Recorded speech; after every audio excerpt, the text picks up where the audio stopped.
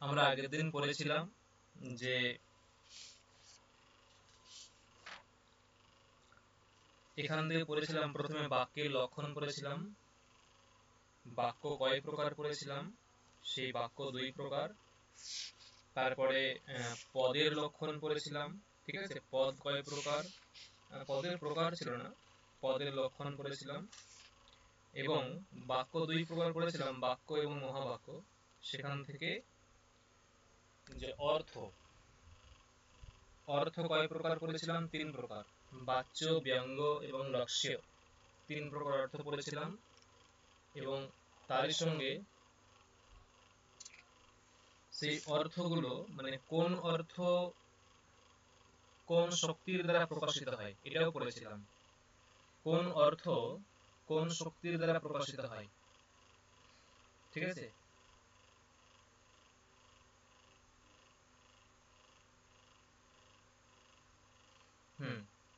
ঠিক আছে। তাহলে কি বললাম যে কোন কোন অর্থ কোন শক্তির দ্বারা প্রকাশিত হয় সেটা আমরা দেখেছিলাম। এবং পরে আমরা দেখেছিলাম যে সংকেত কোথায় গৃহীত হয়। সংকেত দুই জায়গায় গৃহীত হয়, ভুল বললাম, চার জায়গায় গৃহীত হয়। জাতিতে, গুণ, দ্রব্য এবং ক্রিয়া, এই চার জায়গায় সংকেত গৃহীত হয়। আর ব্যক্তিতে সংকেত গ্রহণ হয় না, ব্যক্তিতে সংকেত গ্রহণ হয় না, ঠিক আছে। কেন হয় না সেটাও না হলে কোথায় প্রবলেম হবে। যদি ব্যক্তিতে সংকেত গ্রহণ হয় তাহলে কিছু কিছু দোষ উৎপন্ন হবে, সেই দোষগুলো আমরা দেখেছিলাম, ঠিক আছে। ব্যক্তিতে সংকেত গ্রহণ হলে কি কি দোষ হবে তাও আমরা বলেছিলাম। কি কি দোষের কথা বলেছিলাম?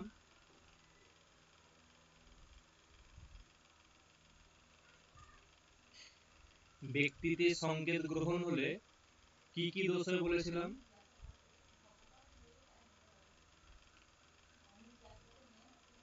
ওই তো অনন্ত আর ব্যভিচার। অনন্ত এবং ব্যভিচার দোষ হবে।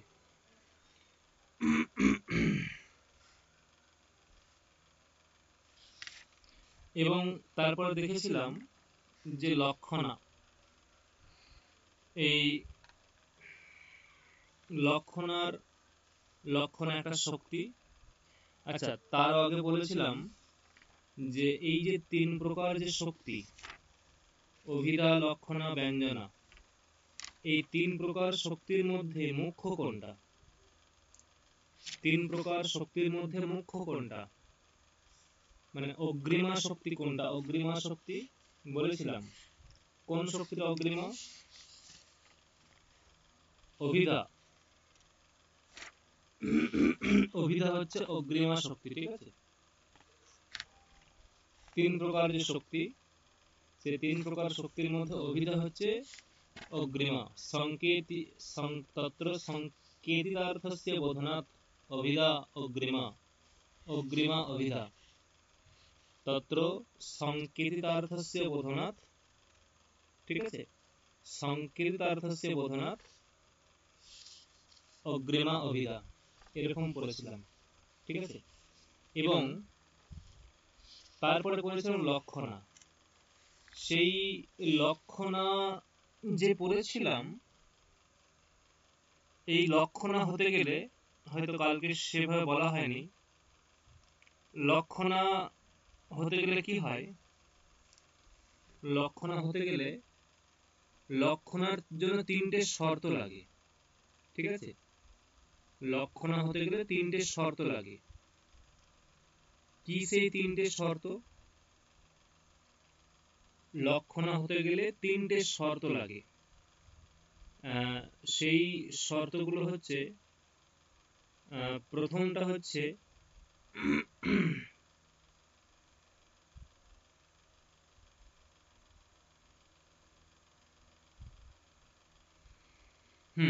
কি বললাম যে লক্ষণা হতে গেলে তিনটে শর্ত লাগে, ঠিক আছে?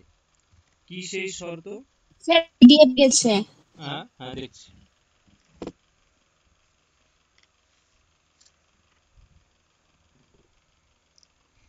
কি বললাম যে লক্ষণার তিনটি শর্ত, ঠিক আছে?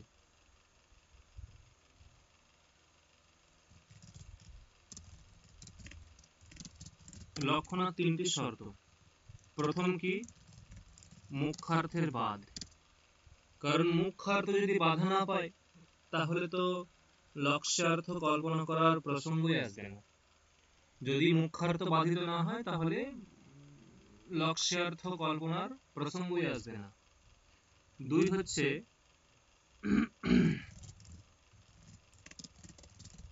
অবশ্যই মুখ্যার্থের সঙ্গে সম্বন্ধ যুক্ত হবে, ঠিক আছে? সেখানে 5টা সম্বন্ধ থাকতে হবে।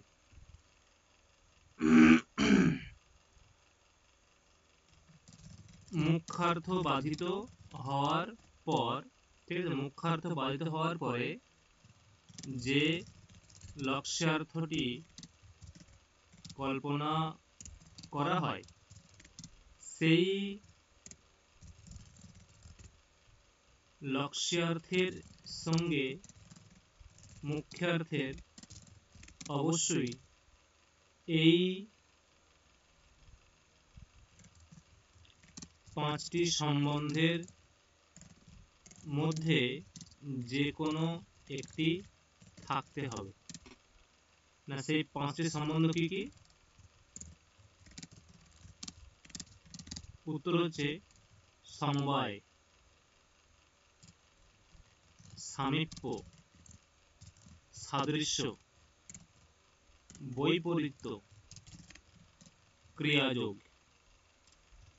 সমবায়, সামীপ্য, সাদৃশ্য, বৈপরীত্য, ক্রিয়াযোগ, এই 5টা সম্বন্ধের মধ্যে যে কোনো একটা সম্বন্ধ থাকতে হবে। কোথায় থাকতে হবে? ওই যে লক্ষ্যার্থ আর পূর্বের যে বাচ্চার্থ, মানে প্রথমে বাচ্চার্থ ছিল, সেই বাচ্চার্থ বাধিত হওয়ায় লক্ষ্যার্থ কল্পনা করা হলো।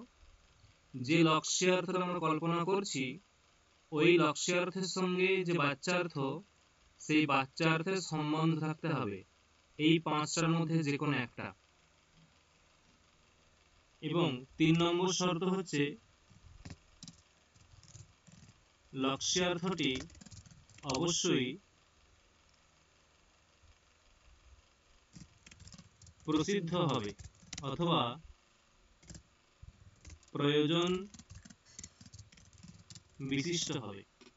লক্ষ্যার্থটি অবশ্যই প্রসিদ্ধ হতে হবে অথবা প্রয়োজন বিশিষ্ট হবে, ঠিক আছে?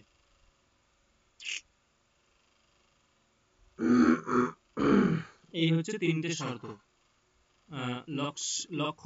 লক্ষণার 3টি শর্ত, মানে লক্ষণা স্বীকার করতে গেলে তোমাকে এই তিনটি শর্ত মানতে হবে, ঠিক আছে?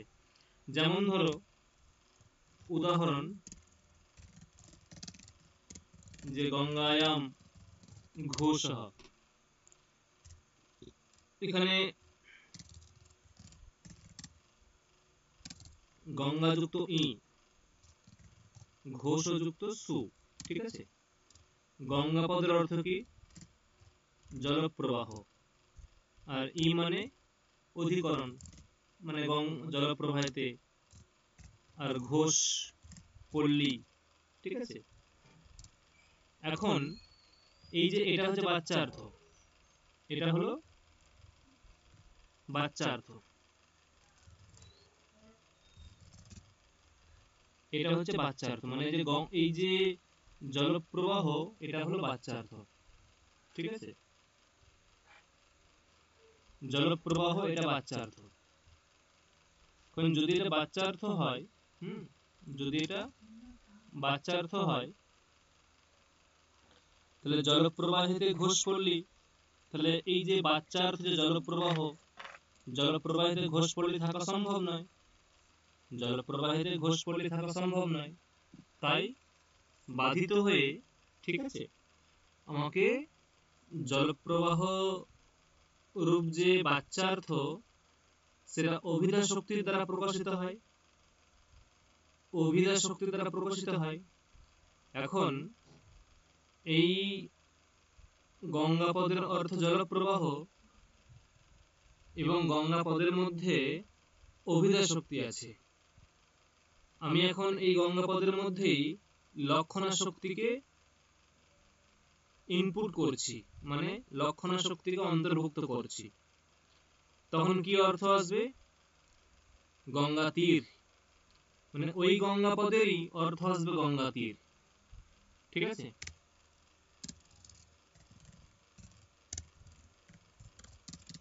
এটা হচ্ছে লক্ষ্যার্থ, এটা হয়ে গেল লক্ষ্যার্থ। ঠিক আছে, গঙ্গা তীর হয়ে গেল লক্ষ্যার্থ। আর ই এর অধিকরণ, ই এর অর্থ অধিকরণ, মানে গঙ্গা শব্দের অর্থ হলো গঙ্গা তীর, গঙ্গা শব্দের অর্থ গঙ্গা তীর, আর ই এর অর্থ অধিকরণ, তাহলে গঙ্গা তীরেতে ঘোষপল্লী। এবার ঠিক আছে, তাহলে এখানে এখানে বাচ্যার্থ কোনটা আর লক্ষ্যার্থ কোনটা? বাচ্যার্থ জলপ্রবাহ, লক্ষ্যার্থ গঙ্গা তীর। দেখো কি বলেছে, যে এই পাঁচটি সম্বন্ধ কি বলছে, মুখ্যার্থ বাধিত হওয়ার পর যে লক্ষ্যার্থটি কল্পনা করা হবে, ঠিক আছে, যে লক্ষ্যার্থটি কল্পনা করা হবে সেই লক্ষ্যার্থের সঙ্গে মুখ্যার্থের অবশ্যই এই পাঁচটি সম্বন্ধের মধ্যে যে কোনো একটি থাকতে হবে।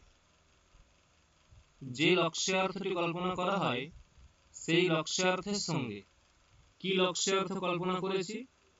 গঙ্গা তীর। সেই লক্ষ্যার্থের সঙ্গে বাচ্যার্থ জলপ্রবাহ, এদের মধ্যে একটা সম্বন্ধ থাকতে হবে। সেই সম্বন্ধগুলো আবার মানে সীমিত, লিখে দিয়েছে এইগুলোর মধ্যেই থাকতে হবে। হয় সমবায় থাকবে, না হয় সামীপ্য, না হয় সাদৃশ্য, না হয় বৈপরীত্য, না হয় ক্রিয়াযোগ। এই পাঁচটা সম্বন্ধের মধ্যে যে কোনো একটা থাকবে। এখন তাহলে গঙ্গা তীর আর জলপ্রবাহ এদের মধ্যে কি সম্বন্ধ আছে? জলপ্রবাহ মানে যখন জল বইছে, জল মানে জলরাশি, আর গঙ্গা তীর, এই জলপ্রবাহ তার সঙ্গে টাচে থাকে, সংস্পর্শে থাকে গঙ্গা তীর।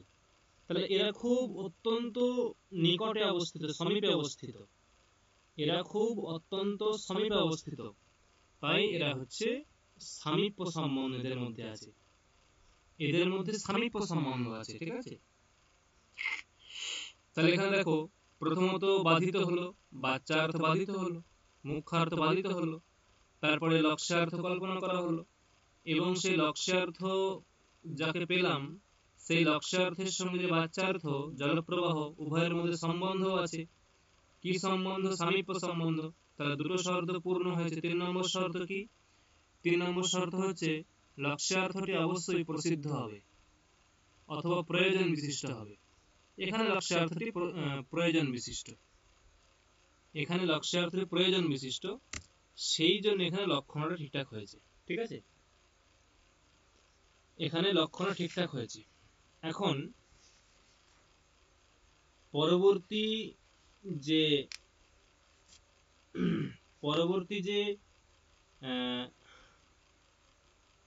মানে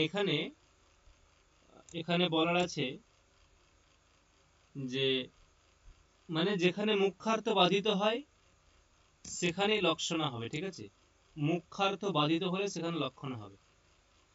একটা বাক্য আছে দেখো, কেচিত্তু কর্মণি কুশলঃ, কেচিত্তু কর্মণি কুশলঃ। আচ্ছা, ওখানে পিডিএফটা এসছে না, কেচিত্তু কর্মণি কুশলঃ এরকম একটা প্রসঙ্গ দিয়েছে। কেচিৎ মানে, কেচিৎ বলতে ওই আচার্য মম্মট, কেচিৎ পদের দ্বারা আচার্য মম্মটকে ওখানে বলা হয়েছে, আচার্য মম্মট। তিনি কি বলছেন যে কেচিত্তু कर्मणि कुशलः इति रूढौ उदाहरन्ति तेषाम् अयम् अभिप्रायः कुशं लाति इति व्युत्पत्तिलभ्यः कुशग्राह्यरूपो मुख्यार्थो प्रकृते असम्भवन् विवेचकत्वादि साधर्म्य संबंध संबंधिनम दक्षरूपम अर्थम बोधयति तद अन्येन मन्यन्ते। ঠিক আছে?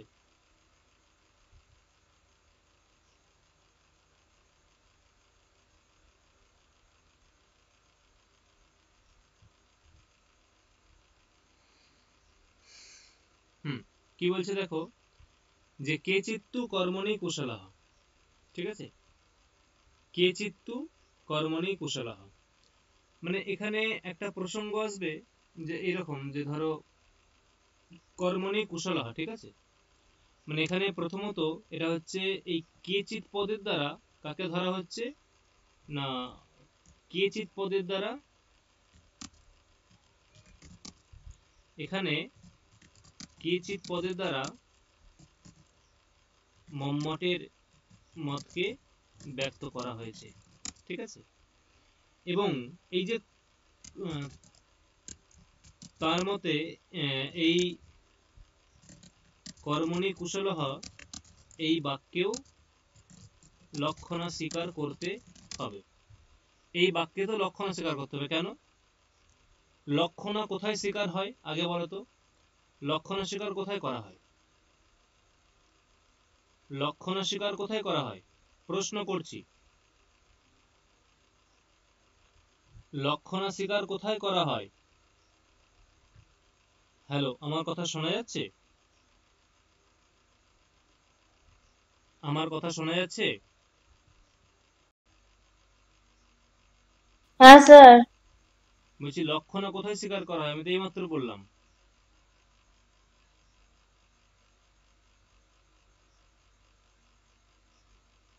উর্মিলা,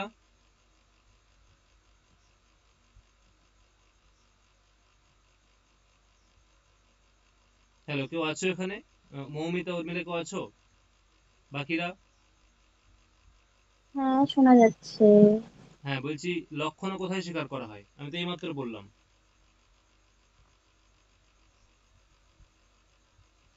যেখানে বাচ্চার্থ বাধিত হবে। তিনটে শর্ত কি কি বললাম, এইমাত্র তো বললাম।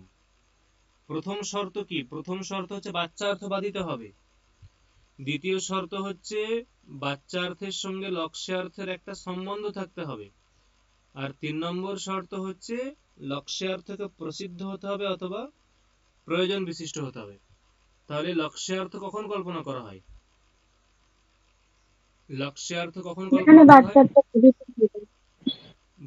বাচ্চার্থ বাধিত হবে। বাচ্চার্থ বাধিত হলো, ঠিক আছে। মানে এখানেও যে কর্মণি কুশলঃ, আরেকবার বলুন স্যার। হ্যাঁ কি বললাম? স্যার আরেকবার বলো, রিপিট করুন ওটা। লিখে দিলাম তো, যে বাচ্চার্থ বাধিত হলে প্রথম শর্ত বাচ্চার্থের বাদ হবে, বাচ্চার্থ বাধিত হবে। দ্বিতীয় শর্ত হচ্ছে বাচ্চার্থের সঙ্গে লক্ষ্যার্থের একটা সম্বন্ধ থাকতে হবে, বাচ্চার্থের সঙ্গে লক্ষ্যার্থের সম্বন্ধ থাকতে হবে, এবং এবং ওই লক্ষ্যার্থটি প্রসিদ্ধ অথবা প্রয়োজন বিশিষ্ট হবে।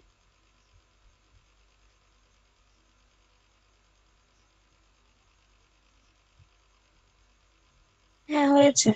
ঠিক আছে, শোনা গেছে কি বললাম? হ্যাঁ হ্যালো, স্যার। হ্যাঁ দেখো, মানে এই যে কর্মণি কুশলঃ এই বাক্যে তো মম্মটাচার্য মুখ্যার্থের বাদ দেখিয়েছে, মুখ্যার্থের বাদ, না কি রকম? কর্মণি কুশলঃ মানে কি? কর্মেতে দক্ষ, তাই তো। কুশল মানে কি? কুশল মানে দক্ষ, কুশল মানে দক্ষ, কর্মণি কুশলঃ কর্মে দক্ষ। এখন মম্মটাচার্য তিনি এই কুশল শব্দের অর্থ অন্য করেছেন, ভিন্ন রকম অর্থ করেছেন। কিরকম না, লাতি মানে কি, এই যে কুশল মানে কুসম, তৃণম, লাতি, আনয়তি যহ স কুশলহ, অর্থাৎ যিনি তৃণ আনয়ন করেন তিনি হলেন কুশল কুশল। কুশম মানে তৃণম, লাতি আনয়তি যহ স কুশলহ, মানে কুশ বা তৃণ যিনি আনয়ন করেন তিনি হচ্ছেন কুশল। তাহলে মম্মটের মতে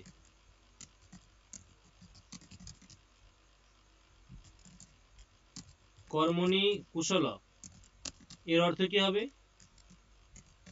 কর্মেতে তৃণ আনয়নকারী। দেখো কোন অর্থ হচ্ছে, কোন অর্থ দাঁড়াচ্ছে হ্যাঁ কিনা? না। তাহলে না। কর্মেতে তৃণ আনয়নকারী, তাহলে এখানে মুখ্যার্থের বাদ হচ্ছে হ্যাঁ কিনা? মুখ্যার্থের বাদ হচ্ছে, কারণ হ্যাঁ। আমার মুখ্যার্থ কি চাই? মুখ্যার্থ হচ্ছে দক্ষ, মুখ্যার্থ চাই দক্ষ, মানে কুশল শব্দের অর্থ, মানে কুশল শব্দের অর্থ আমাকে দক্ষ আনতে হবে, মানে কুশল শব্দের অর্থ দক্ষ এটা আনতে হবে। কিন্তু কুশল শব্দের অর্থ দক্ষ তো পাচ্ছি না, পাচ্ছি কুশল শব্দের অর্থ দক্ষ তো পাচ্ছি না, পাচ্ছি কুশ আনয়নকারী। ঠিক আছে, কুশল শব্দের অর্থ দক্ষ তো পাচ্ছি না, পাচ্ছি তৃণ আনয়নকারী, কুশ আনয়নকারী বা তৃণ আনয়নকারী। তাহলে তৃণ আনয়নকারী বা কুশ আনয়নকারী এটা যদি মানে কুশল শব্দের এটা যদি মেন অর্থ হয়, কুশল শব্দের বাচ্চার্থ হচ্ছে তৃণ আনয়নকারী। এটা হচ্ছে কার মতে? মম্মটাচার্যের মতে কুশলহ শব্দের বাচ্চার্থ তৃণ আনয়নকারী। তাহলে যদি বাচ্চার্থ ধরি তৃণ আনয়নকারী তাহলে কিন্তু অর্থ মিলছে না, মানে অর্থের সঙ্গতি হচ্ছে না। তাহলে বাচ্চার্থের বাদ হচ্ছে, এবং বাচ্চার্থের বাদ হলে তখন আমাকে লক্ষ্যার্থ কল্পনা করতে হবে। তখন এই কুশল শব্দের অর্থ আমি করছি দক্ষ। মানে এখানে মম্মটের মতে, ঠিক আছে, কুশল শব্দের অর্থ হলো, কুশল শব্দের বাচ্চার্থ হলো কুশ আনয়নকারী। ঠিক আছে, কুশ আনয়নকারী। যদি বাচ্চার্থ ধরা হয় তাহলে সেখানে, যদি বাচ্চার্থ ধরা হয় তাহলে সেখানে কি হবে না, বাচ্চার্থ ধরা হয় তাহলে সেখানে কি হবে না, সেখানে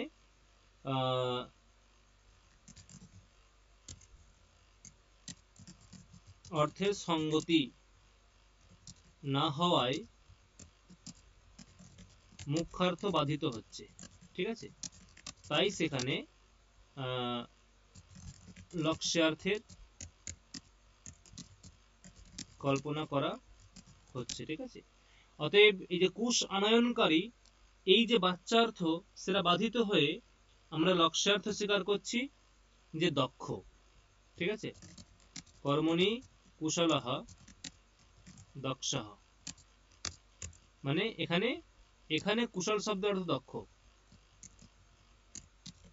ঠিক আছে, এখানে কুশল শব্দের অর্থ দক্ষ, যা আমরা লক্ষণা শক্তির দ্বারা পাচ্ছি। তাহলে দেখো এখানে আচার্য মম্মটের মত কি? কর্মণি কুশলহ, এখানে আচার্য মম্মটের মত হচ্ছে এখানে হচ্ছে কুশল শব্দের অর্থ যে কুশ আনয়নকারী, কুশল শব্দের অর্থ কুশ আনয়নকারী, এবং সেটা কি না কুশ আনয়নকারী যদি তাই ধরা হয় তাহলে বাচ্চার্থ বাধিত হবে, বাচ্চার্থ বাধিত হলে সেখানে আমরা লক্ষ্যার্থ স্বীকার করব, এবং লক্ষ্যার্থ কি হবে না দক্ষ, এরকম অর্থ হবে। তাই দেখো যে কেচিত্তু কর্মণি কুশল, বই দেখো, কেচিত্তু কর্মণি কুশল ইতি রূঢ় উদাহরন্তি তেষাম অয়ম অভিপ্রায়ঃ, তেষাম অয়ম অভিপ্রায়ঃ, তাদের এটা হচ্ছে অভিপ্রায়, কুশম লাতি মানে কুশ যিনি আনয়ন করেন, ইতি ব্যুৎপত্তিলভ্যঃ অর্থঃ, কুশগ্রাহী রূপ মুখ্য অর্থ। এই যে কুশগ্রাহী রূপ মুখ্য অর্থ মানে বাচ্চার্থ, মুখ্যার্থ মানে বাচ্চার্থ, সেটা প্রকৃতি অসম্ভবন। প্রকৃতি অসম্ভবন মানে এই বাক্যার্থের সঙ্গে সঙ্গতি হচ্ছে না, প্রকৃতি অসম্ভবন এই বাচ্চার্থের সঙ্গে সঙ্গতি হচ্ছে না, মানে অসঙ্গত হয়ে বিবেচকত্বাদি সাধর্মীয় সম্বন্ধ সম্বন্ধিনম দক্ষরূপম অর্থম বোধয়তি, যে দক্ষরূপম অর্থম বোধয়তি। ঠিক আছে, মানে তখন কুশল শব্দের অর্থ তখন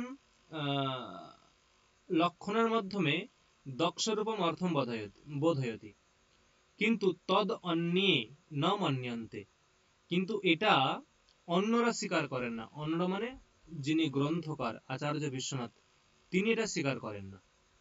মানে তিনি বলেন যে কুশল শব্দের যে অর্থ, কুশল শব্দের অর্থ দক্ষ, এটাই মুখ্যার্থ। কুশল শব্দের অর্থ হচ্ছে দক্ষ, এটাই মুখ্যার্থ। তাহলে কুশল শব্দের অর্থ যখন দক্ষ হবে, তাহলে কর্মণি কুশলহ মানে দক্ষ, অর্থাৎ কর্মেতে দক্ষ, তাহলে এখানে বাচ্চার্থের বাধিত হচ্ছে না, বাচ্চার্থ বাধার প্রসঙ্গ আসছে না, অতএব লক্ষণ করতে হবে না। কিন্তু এখানে আচার্য বিশ্বনাথ, আচার্য মম্মটের সিদ্ধান্তকে স্বীকার করেন না। তিনি কুশল শব্দের অর্থ, কুশল শব্দের মুখ্যার্থ দক্ষই স্বীকার করেন। তাহলে কর্মণি কুশলহ এই বাক্যে বাচ্চার্থের বাধার প্রসঙ্গ আসে না, তাই এখানে লক্ষণার প্রয়োজন হয় না বিশ্বনাথাচার্যের মতে। দেখো বোঝা গেল কি বললাম, মানে যে প্রসঙ্গটা বললাম বোঝা গেল, হ্যাঁ কিনা? যে প্রসঙ্গটা বললাম বোঝা গেল, হ্যাঁ কিনা? হ্যাঁ,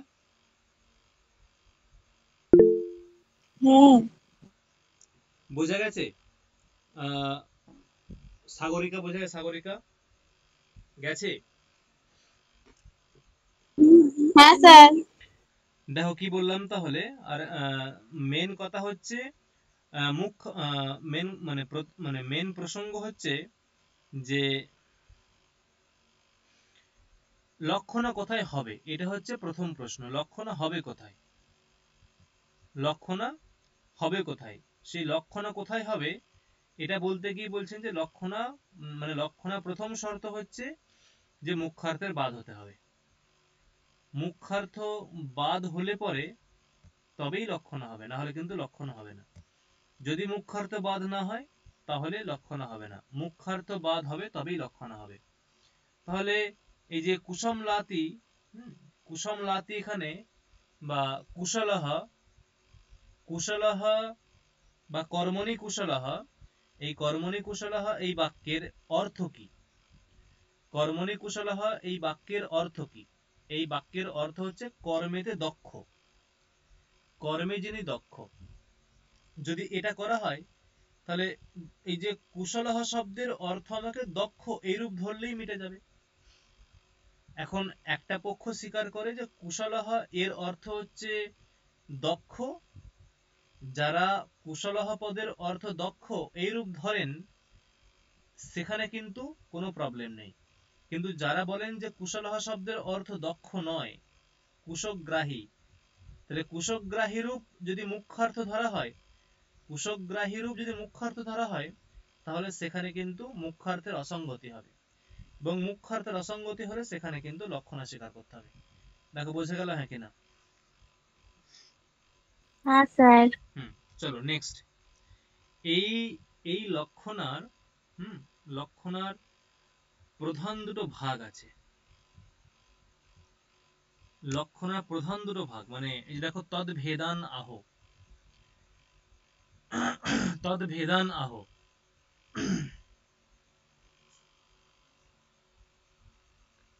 না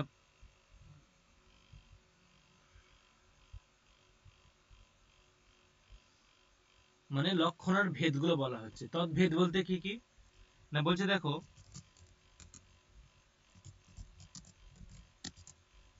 প্রথম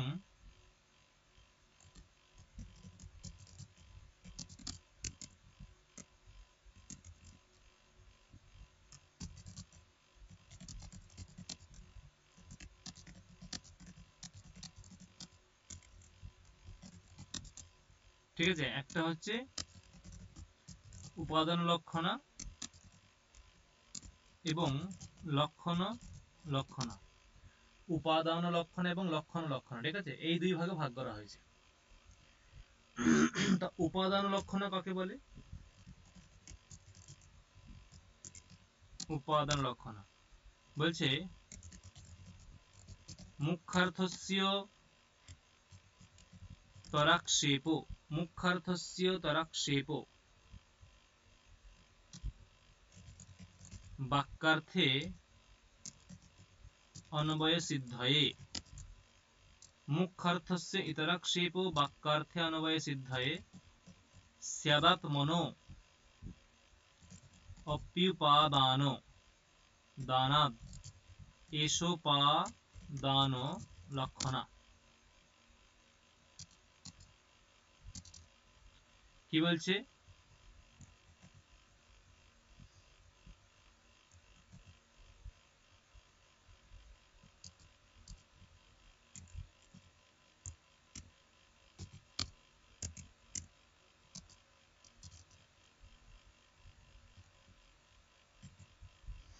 মুখ্যার্থস্য ইতরাক্ষেপ বাক্যার্থে অনবয় সিদ্ধয়ে স্যাদাত্মনো অপ্যুপাদান,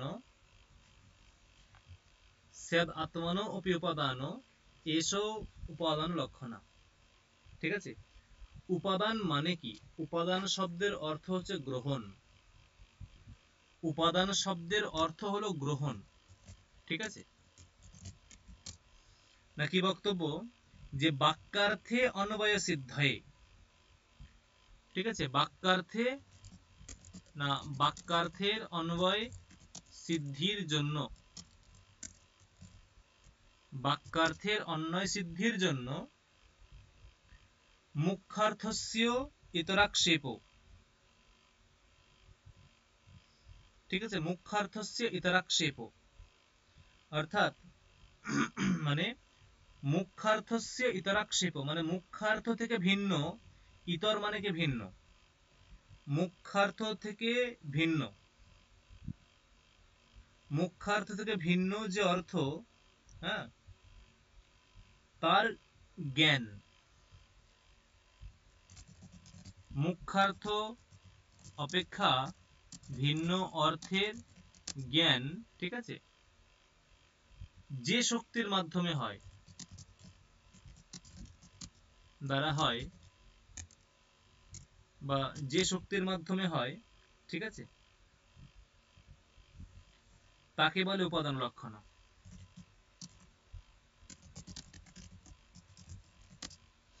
তাকে বলে উপাদান লক্ষণ। এবং এই উপাদান লক্ষণাতে মুখ্যার্থেরও প্রতীতি হয় বা উপাদান হয় বা গ্রহণ হয়, অর্থাৎ উপাদান লক্ষণাতে মুখ্যার্থেরও জ্ঞান হয়। মানে উপাদান মানে কি? উপাদান মানে গ্রহণ। দেখো কি বলছে, বাক্যার্থে অনবয় সিদ্ধয়ে, বাক্যার্থে অন্বয় সিদ্ধির জন্য, বাক্যার্থে অন্বয় সিদ্ধির জন্য কি?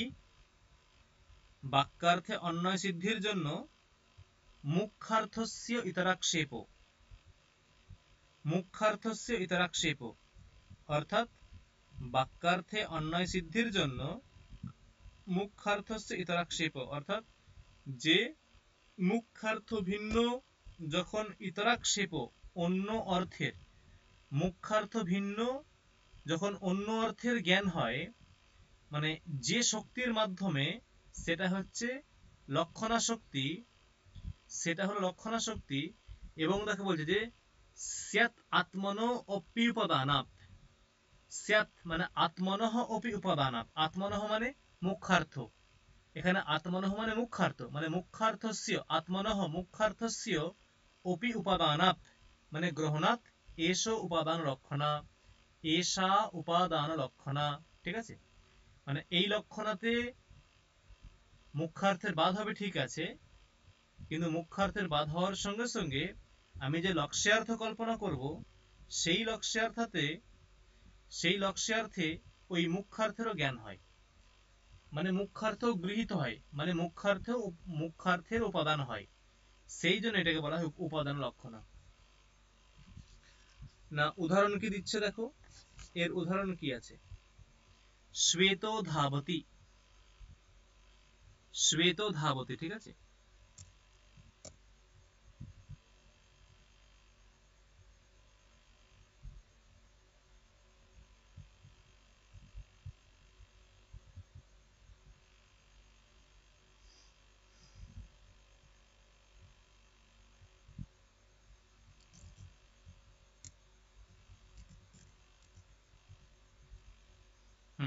কি বলছে, শ্বেত ধাবতি,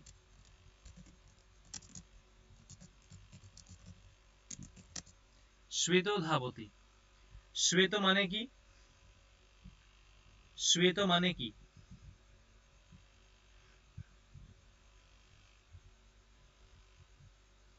শ্বেত মানে কি, সাদা। শ্বেত মানে একটা বর্ণ সাদা, ঠিক আছে, শ্বেত মানে বর্ণ বা সাদা, একটা সাদা রঙকে বলা হয় শ্বেত। তাহলে শ্বেত ধাবতি, তাহলে ধাবতি মানে ছুটছে, সাদা রংটা কখনো ছুটতে পারে, সাদা রং কখনো না ছুটতে পারে, হ্যাঁ কি না, হ্যাঁ, না না না। তাহলে শ্বেত শব্দের অর্থ,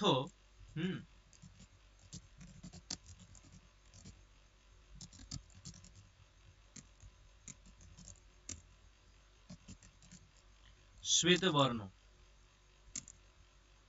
এবং শ্বেতবর্ণের ধাবন ক্রিয়া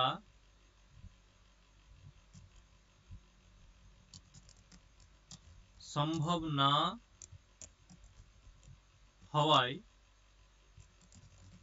মুখ্যার্থ বাধিত হচ্ছে, কারণ শ্বেতবর্ণ ধাবন ক্রিয়া করে না, তাহলে মুখ্যার্থ বাধিত হচ্ছে, তাহলে মুখ্যার্থ বাধিত হওয়ায় এখানে কি করি না, মুখ্যার্থ বাধিত হয়, এখানে আমার মুখ্যার্থ বাধিত হচ্ছে, তাহলে তখন শ্বেত পদের লক্ষণ করতে হবে, শ্বেত পদে লক্ষণ করতে হবে, এবং লক্ষণ করতে হলে কি করতে হবে না, তখন শ্বেত পদের অর্থ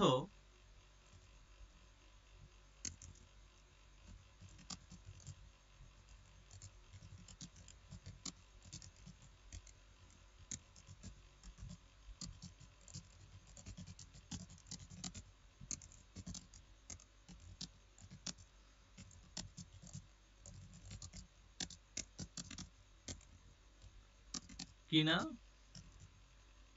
শ্বেতত্ব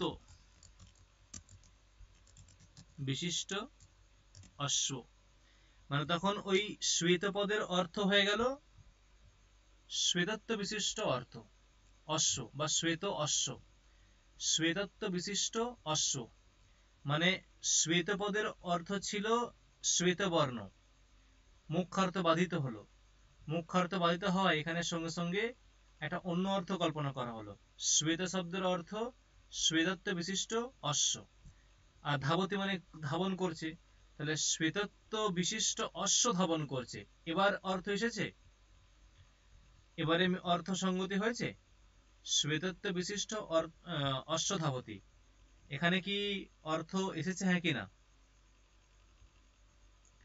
অর্থের সঙ্গতি হয়েছে, হ্যালো শোনা যাচ্ছে,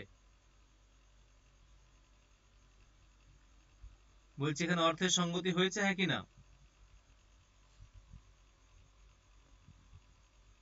হ্যালো আমার কথা শোনা যাচ্ছে, হ্যাঁ স্যার। হ্যাঁ হ্যাঁ স্যার। তাহলে অর্থের সঙ্গতি হয়েছে, তাহলে অর্থের সঙ্গতি হলে দেখো হ্যাঁ তখন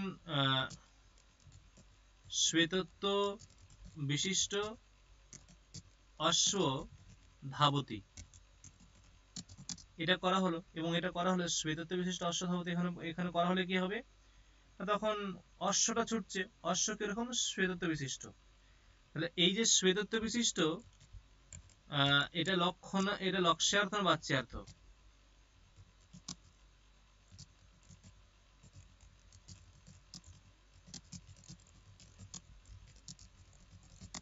কোনটা?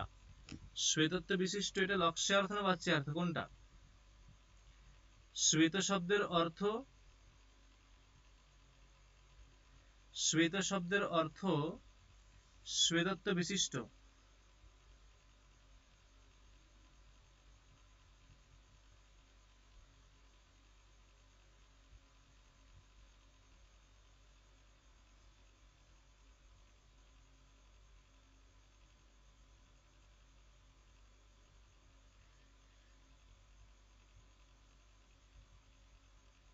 শুনতে পাচ্ছি না কিছু স্যার। বললাম শ্বেতত্ব, যে শ্বেতত্ব বিশিষ্ট অশ্ব ধাবতি, এখানে শ্বেতত্ব বিশিষ্ট এটা লক্ষ্যার্থ নাকি বাচ্যার্থ? এটা বাচ্চার্থ, বা- লোকসার্থ। লক্ষ্যার্থ হবে তো। তাহলে কি বুঝলে তাহলে? শ্বেত শব্দের বাচ্যার্থ হচ্ছে শ্বেতবর্ণ। শ্বেত শব্দের, শ্বেত শব্দের বাচ্যার্থ হচ্ছে শ্বেতবর্ণ। এখন যদি শ্বেতবর্ণ ধরি, তাহলে তো এখানে অর্থ আসবে না। শ্বেতবর্ণ ছুটছে, হ্যাঁ, শ্বেতবর্ণ বুঝতে ছুটতে পারে না। পেরেছি। সেই জন্য শ্বেত শব্দের অর্থ কি ধরা হলো, শ্বেতত্ব বিশিষ্ট, শ্বেতত্ব বিশিষ্ট অশ্ব, এরম করা হলো।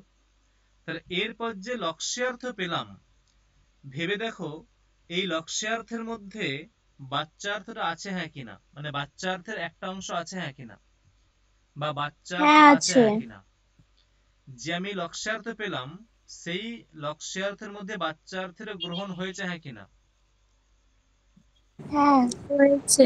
গ্রহণ হয়েছে, তাই তো? হ্যাঁ।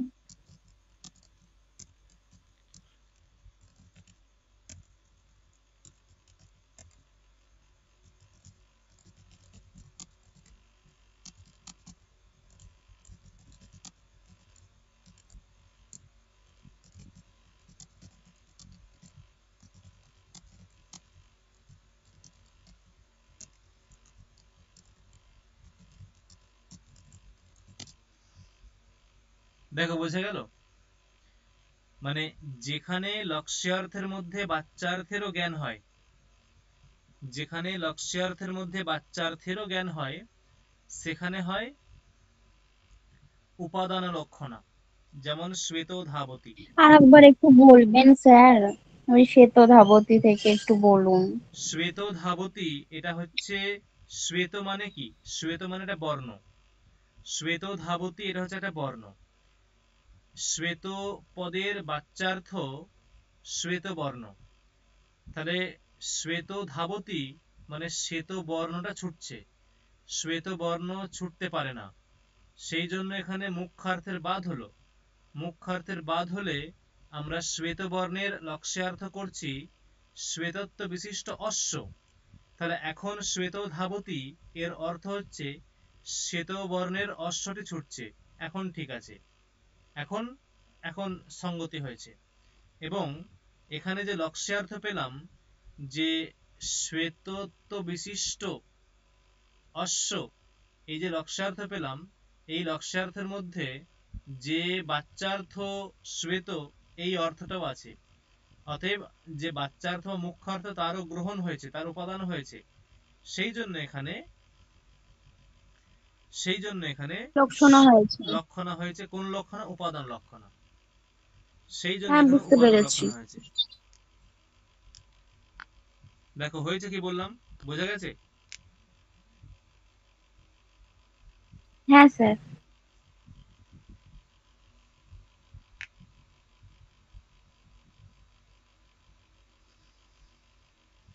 হুম। এখন এরকম লক্ষণের অনেক ভাগ আছে, ঠিক আছে? অনেক মানে অনেক, মানে এই গ্রন্থকারের মতে মানে এই যে সাহিত্য দর্পণকারের মতে লক্ষণার 80টা ভাগ। দেখো এই যে দেখো যে দেখতে পাচ্ছ যে প্রকাশ লেখা আছে প্রকাশ, সাহিত্য দর্পণে হ্যাঁ লক্ষণার 80 প্রকার ভেদ স্বীকার করা হয়েছে, এটা মাথায় রাখবে, ঠিক আছে?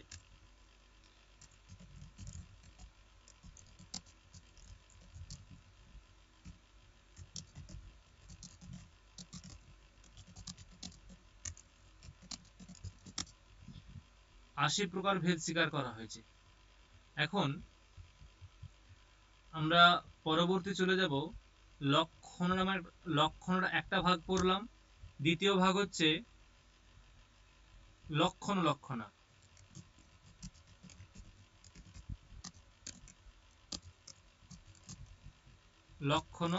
লক্ষণা কি বলছে? অর্পণম স্বস্য বাক্যার্থে পরস্যান্বয় সিদ্ধয়ে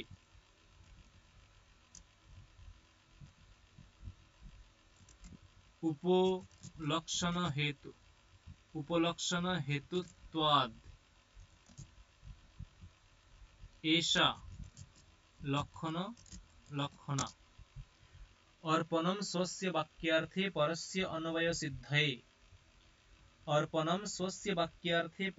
অন্বয় সিদ্ধয়ে উপলক্ষণ হেতুত্বাদ এষা লক্ষণা। অর্থাৎ কি বক্তব্য না, যেখানে পরস্য অন্বয় সিদ্ধয়ে,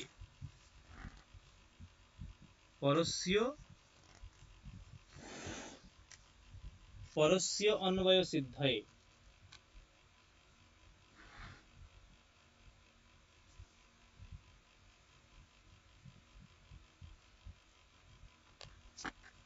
পরস্য মানে কি?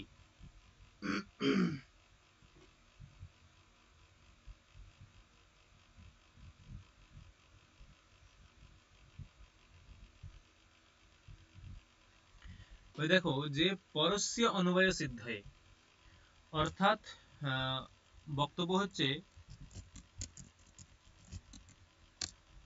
না পরস্য অর্থাৎ যে লক্ষ্যার্থের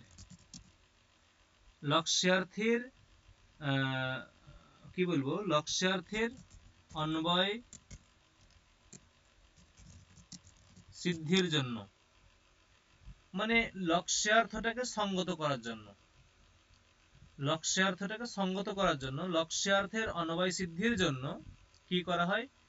বাক্যার্থে স্বস্য অর্পণম, বাক্যার্থে নিজের অর্থাৎ যে বাচ্চার্থের অর্পণ অর্থাৎ পরিত্যাগ হয় যে শক্তির দ্বারা বা যে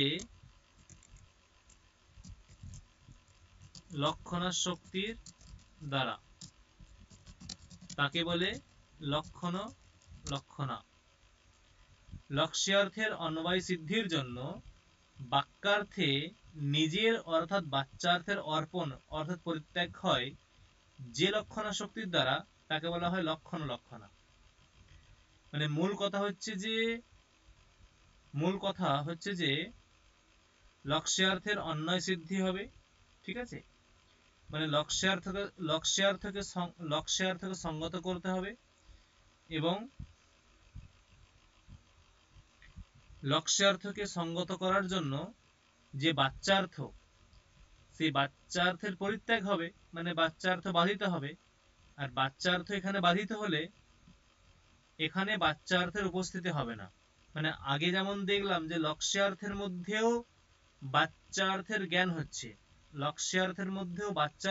হচ্ছে, কিন্তু এখানে যদি একবার পরিত্যাগ করা হয় বাচ্চার্থ, তাহলে কিন্তু সেই বাচ্চার্থের আর কোনো জ্ঞান হবে না, ঠিক আছে? এটা হচ্ছে বক্তব্য। তাই বলছে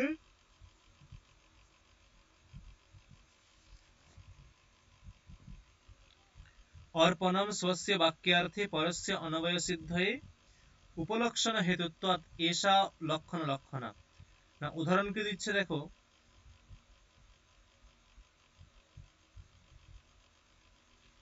কলিঙ্গঃ সাহসিকঃ, কলিঙ্গঃ সাহসিকঃ, এরকম উদাহরণ দিয়েছে।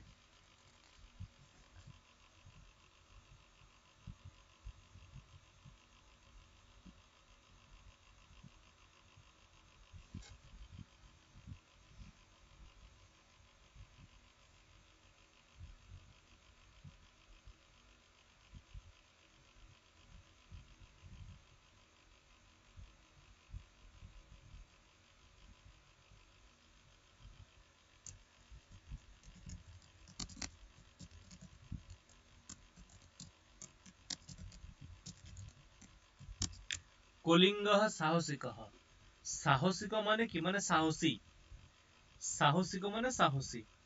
আর কলিঙ্গ একটা দেশের নাম, কলিঙ্গ একটা কিসের নাম, দেশের নাম। তাহলে কলিঙ্গ নামক দেশ সাহসী, এরকম কোনো মিনিং আসবে? কলিঙ্গ নামক দেশ সাহসী, এরকম কোনো মিনিং আসবে, হ্যাঁ কিনা? আসবে না। আসবে না, কারণ কলিঙ্গ নামক দেশটা সাহসী হতে পারে না। সাহসী এটা একটা জীবের সঙ্গে যাবে, মানে জীব যার চেতন পদার্থের সঙ্গে এই বিশেষণটা সঙ্গত হবে। যদি বলা হয় যে কাষ্ঠটা সাহসী, এটা ঠিক নয়, সঙ্গত হবে না। রাস্তায় পড়ে আছে যে ইট পাথর, ওই দুটো সাহসী, এই অর্থ সঙ্গত হবে না, অসঙ্গত। অর্থাৎ এখানে কি আছে না, এখানে যে মুখ্যার্থ, কলিঙ্গ শব্দের অর্থ দেশ, সাহসিক ও সাহসী, কলিঙ্গ শব্দের অর্থ দেশ সাহসী, এই অর্থ সঙ্গত হচ্ছে না। সেই জন্য কলিঙ্গ শব্দের অর্থ আমি ধরা হলো পুরুষ, মানে কলিঙ্গ দেশের যে পুরুষ, ঠিক আছে, কলিঙ্গ শব্দের অর্থ করা হলো পুরুষ। তাহলে কলিঙ্গ মানে লক্ষ্যার্থ, দেখো কলিঙ্গ শব্দের বাচ্চা অর্থ ছিল দেশ, কলিঙ্গ শব্দের বাচ্চা অর্থ দেশ।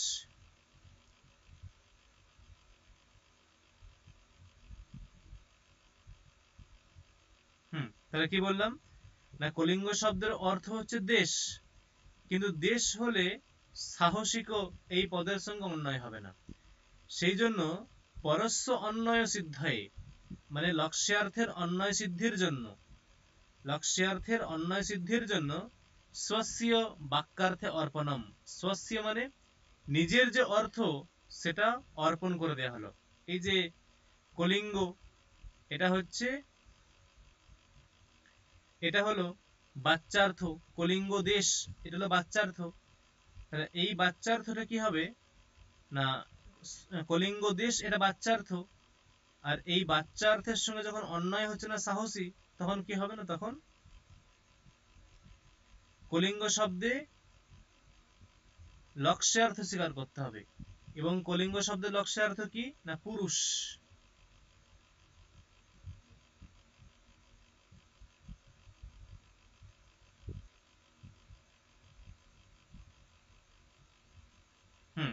তাহলে কলিঙ্গ শব্দের অর্থ হচ্ছে পুরুষ, তাহলে কলিঙ্গ সাহসিক মানে হচ্ছে পুরুষ সাহসিক। দেখো বুঝে গেল?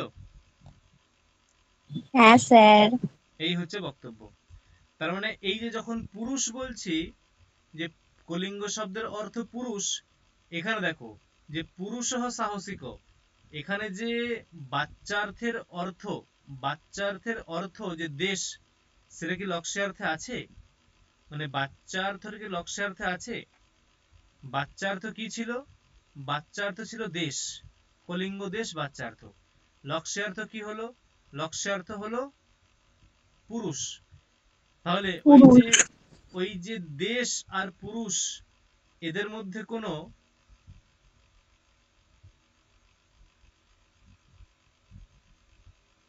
মিল নেই। হ্যাঁ না, মিল নেই না, মানে আমি যে লক্ষ্যার্থ পেলাম পুরুষ, সেই লক্ষ্যার্থের মধ্যে বাচ্চার্থের কোনো জ্ঞান হচ্ছে, হ্যাঁ কিনা? যে লক্ষ্যার্থ পেলাম পুরুষ, সেই লক্ষ্যার্থের মধ্যে বাচ্চার্থ যে দেশ, এর কোনো জ্ঞান হচ্ছে, হ্যাঁ কিনা? হচ্ছে না। কোথায় হচ্ছে? বাচ্চার তো বাধাপ্রাপ্ত হচ্ছে। হ্যাঁ, বাচ্চার্থের জ্ঞান হচ্ছে না। আগে যেমন দেখলাম যে শ্বেত মানে হচ্ছে শ্বেত বর্ণ, এটা বাচ্চার্থ, তারপরে যখন ওটাকে ঠিক করা হলো তখন শ্বেত ধাবত বা শ্বেত এই পদের অর্থ হয়ে গেল শ্বেতত্ব বিশিষ্ট বর্ণ, শ্বেতত্ব বিশিষ্ট বর্ণ এরকম বলা হলো। এবং যখন বলা হলো তখন দেখো যে শ্বেতত্ব বিশিষ্ট যে লক্ষ্যার্থ, শ্বেতত্ব বিশিষ্ট লক্ষ্যার্থ, ওই লক্ষ্যার্থে বাচ্চার্থ কিঞ্চিত হলেও আছে, ওই লক্ষ্যার্থে হ্যাঁ বাচ্চার্থ কিঞ্চিত হলেও অর্থ আছে। কিন্তু এখানে যে লক্ষ্যার্থ, যে এখানে যে লক্ষ্যার্থ যে পুরুষ, এই লক্ষ্যার্থে যে বাচ্চার্থ,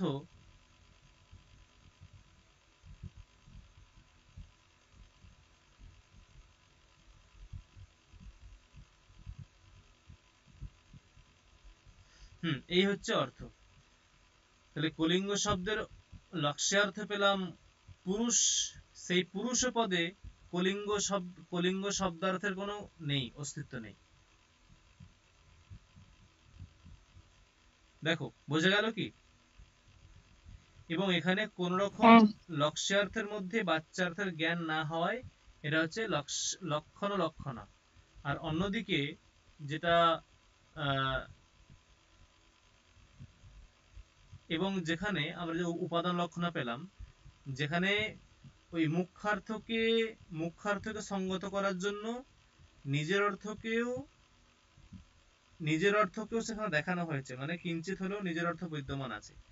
এরকম পরিস্থিতি হলে সেখানে হয় উপাদান লক্ষণা, আর পরেরটা হলে লক্ষণ লক্ষণা।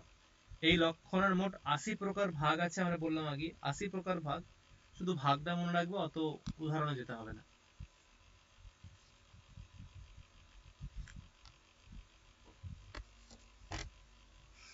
দেখো বোঝা গেল কি? হ্যাঁ হ্যাঁ স্যার।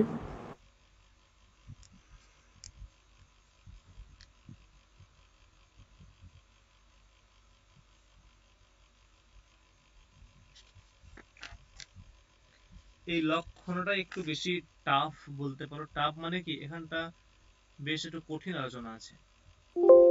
এইখানটা যদি না কিন্তু বুঝো, ভালো লাগছে, হ্যাঁ কিন্তু ভালো লাগছে।